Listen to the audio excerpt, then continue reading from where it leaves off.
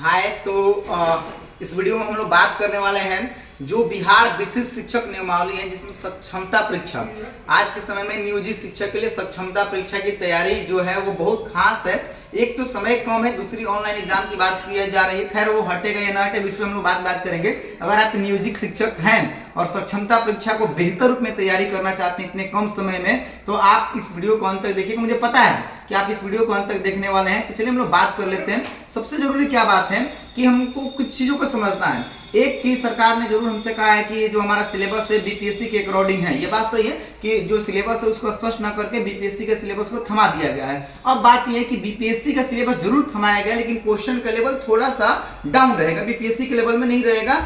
और दूसरी क्या बात है कि सबसे खास बात है जिसको आपको माइंड में रखना है, ऑलवेज बी पॉजिटिव रहना है। एज ए टीचर आपको ऑलवेज बी पॉजिटिव रहना है कि जो बीपीएससी का कट ऑफ गया था उतना कट ऑफ नहीं जाने वाला है, क्योंकि बीपीएससी में फ्रेश कैंडिडेट थे और एक अनलिमिटेड भीड़ थी उसमें। लेकिन जो हमारा सक्षमता परीक्षा है उसमें एक लिमिटेड भीड़ है, जो हमारे पहले से नियोजित शिक्षक है वही इसमें भाग लेने वाले हैं। दूसरी क्या बात है कि इसमें कट ऑफ बहुत हाई नहीं जाने वाला है। मतलब एक सरकार ने एक क्वालिफाइंग मार्क्स निर्धारित किया है कि इतना नंबर अगर आप लाते हैं तो पास हो जाते हैं। तो ऑलवेज आपको माइंड में पॉजिटिव रखना है कि हमको बस पास करना है, बहुत हार्ड एंड फास्ट नहीं पढ़ना है, बहुत टफेस्ट क्वेश्चन नहीं आने वाले। तो फिर हम लोग बात कर लेते हैं कि सर क्या पढ़ें। उससे ज़्यादा जरूरी है कि मैं कहना चाहता हूँ क्या नहीं पढ़ें। सबसे जरूरी बात क्या है कि एग्जाम को बेहतर तैयारी करना है किसी भी एग्जाम की, तो आपको जानना चाहिए कि क्या क्या नहीं पढ़ें। जैसे कि आपके पास कम समय है और मार्केट में बहुत सारे मतलब नोट्स है, बुक्स है, ऑनलाइन क्लासेस चल रही हैं, यूट्यूब पर क्लासेस चल रही हैं, टेलीग्राम पे क्यूज आ रहे हैं, इस सभी चीजें।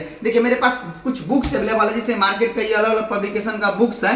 अगर आप ये नोट्स है, देखिए यहाँ पर बहुत सारे नोट्स अलग अलग मार्केट के नोट्स हैं। ये करेंट अफेयर्स के बुक है, ये आपका दृष्टि का है, या फिर अलग अलग महेश बर्नवाल का या लक्ष्मीकांत बुक है, जो कि आपको बीपीएससी डिटेल्स के लिए होता है। साथ में शॉर्ट बुक्स है जैसे कि सामान्य जीके है या लूसेंट का ये सामान्य विज्ञान है, ये सब चीजें। या आप बात करते हैं टेक्स्ट बुक की बात कर लेते हैं, क्लास 6, 7, 8 की ये टेक्स्ट बुक की बात है।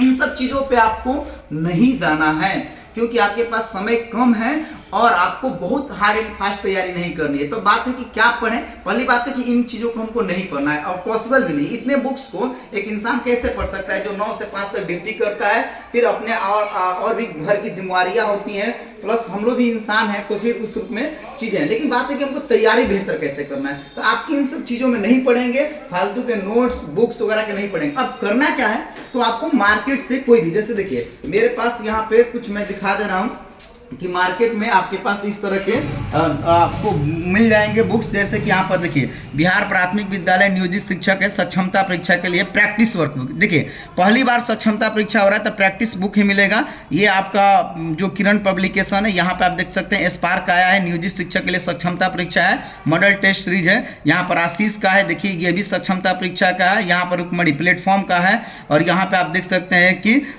एडिटोरिया पटना का यूनिक का है। ये तो अलग अलग मार्केट में पब्लिकेशन की बुक जो है सक्षमता का आई हुए हैं। अब बात है कि इसमें से कोई एक लेना है। मैं रेफर करना चाहूं तो मैं कहूंगा कि आप प्लेटफॉर्म का लें।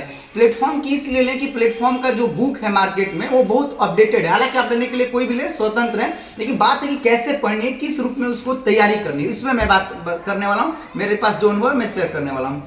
सबसे जरूरी बात क्या है कि आप जिस क्लास के लिए फॉर्म भर रहे हैं उसके लिए एक मार्केट से प्रैक्टिस बुक लें और इसमें आप अगर प्लेटफॉर्म का लेते हैं, रुकमणी पब्लिकेशन लेते हैं, तो आपके लिए बहुत ही हेल्पफुल हो सकता है। जरूरी क्या बात है कि हम अपनी तैयारी कर रहे हैं तो हमें अपने आप को एनालिसिस करना है कि हम कितने स्कोर कर पा रहे हैं, हमारे अंदर क्या कमी है, कौन से मतलब सब्जेक्ट में कमी है, किस टॉपिक पे कमी है। इसके लिए जरूरी है कि आप मार्केट से जो प्रैक्टिस बुक ले रहे हैं उसको लेकर सॉल्व करें और देखें कि हमसे कहाँ गलती हो रही है। तो देखिए एक्चुअली में जब हम लोग क्वेश्चन पेपर बनाते हैं या प्रैक्टिस सेट बनाते हैं तो दो बातें निकल के आती हैं। पहला, एक ऐसे क्वेश्चन होते हैं बहुत इजी होते हैं जो बन जाता है, और कुछ क्वेश्चन नहीं बनते हैं या फिर कन्फ्यूजियस टाइप के होते हैं। तो यहीं पर बात आती है कि तैयारी। तो आप पहले बना लें सेट। जैसे कि मान लीजिए अगर मैं इस कोई सेट की बात करता हूँ, जरा दिखाएंगे इसको पास से। अगर मैं इसको बना रहा हूँ, जैसे कोई भी यहाँ पर सेट ले लीजिए। अगर मैं इसको बना रहा हूँ तो बनाने के बाद मैं इसका आंसर की मिलाऊंगा कि मेरा कितना सही हुआ, कितना गलत हुआ, और लास्ट में एक्सप्लेन दिया होता है। तो देखिए इसमें अगर आप प्लेटफॉर्म का लेते हैं तो देखिए प्लेटफॉर्म में क्या है कि 4 ऑप्शन में एक ही ऑप्शन सही होता है, तो एक का ऑप्शन तो एक्सप्लेन मिलता ही है। बाकी जो 3 क्वेश्चन के ऑप्शन होते हैं, 3 जो ऑप्शन होते हैं वो किसी ना किसी क्वेश्चन का आंसर ग्रुप में काम करते हैं। उन तीनों ऑप्शन से रिलेटेड क्या क्या क्वेश्चन बन सकता है इस चीज को प्लेटफॉर्म में दिया जाता है, उसके मतलब मटेरियल में ये चीजें दी जाती हैं। तो आप जब उसका एक्सप्लेन पढ़ते हैं तो बाकी 3 ऑप्शन की भी तैयारी आप कर लेते हैं कि उससे रिलेटेड क्या क्वेश्चन बन सकता है, ये आपके लिए प्लस पॉइंट है। दूसरी क्या बात है, आप जब खुद से एक्सप्लेन देखते हैं तो आपको समझ में आता है कि कौन क्वेश्चन मेरा था जो इजी था और गलती हो गया, या फिर ऐसे कुछ क्वेश्चन है जो कंफ्यूजियस थे और आप गलती कर गए, या ऐसे बहुत क्वेश्चन होंगे जो आपने नहीं पढ़ा था, आपके आउट ऑफ सिलेबस कोई चीज थे।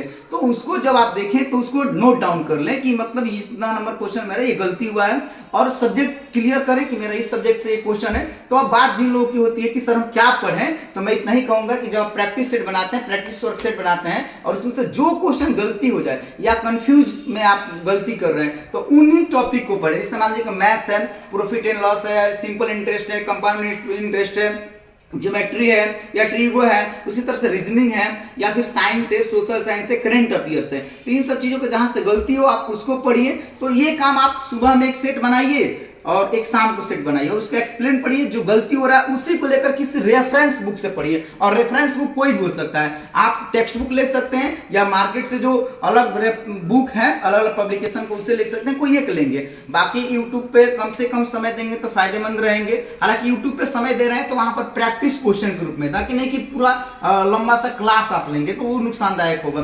तो ये चीजें आप सुबह शाम एक प्रैक्टिस सेट लगाएं, उसका एक्सप्लेन बढ़िया से पढ़ें, और जो गलती हो, जो भी क्वेश्चन गलती हो उसी को डिटेल्स को लेकर आप कोई बुक रेफर करके पढ़ें, और इस रूप में आप ये काम करते हैं। हालांकि देखिए एक बात ध्यान रखना है, हमको ऑलवेज बी पॉजिटिव होना है कि हमको केवल क्वालिफाइंग करना है, बहुत ज्यादा कटअप जाने की बात नहीं है, और उस रूप में सिलेबस नहीं रहेगा। तो आप इस रूप में तैयारी करें, बाकी पढ़ें, और मेरे चैनल पे रोज प्रैक्टिस सेट भी आपको देखने को मिलेगा, अच्छे अच्छे क्वेश्चन मिलेंगे। मेरा मानना है कि क्वेश्चन जो आप बुक से सिलेक्ट करके लाते हैं वो अच्छे क्वेश्चन होते हैं, ऑलरेडी वो मतलब फिल्टर क्वेश्चन होते हैं, और जब आदमी खुद से पढ़ता है तो अपने आप को फिल्टर करना होता है। इसलिए मार्केट से आप कोई प्रैक्टिस बुक ले या उस रूप में पढ़ें, और इन्हीं चीज़ों के साथ आप तैयारी करें। मुझे उम्मीद है कि आपका एकदम स्कोर होगा और अच्छा से आप कर पाते हैं, और इस तरह से रोज अपने आप का एनालिसिस कीजिए। बाकी मेरा वीडियो अच्छा लगा हो तो एक प्यारा सा लाइक दीजिए, कमेंट कीजिए, और इस तरह की तैयारी को लेकर कोई भी ये चीजें हैं तो आप जरूर कमेंट कीजिए, वीडियो को अधिक से अधिक शेयर कीजिए। ओके, जय हिंद, जय बिहार।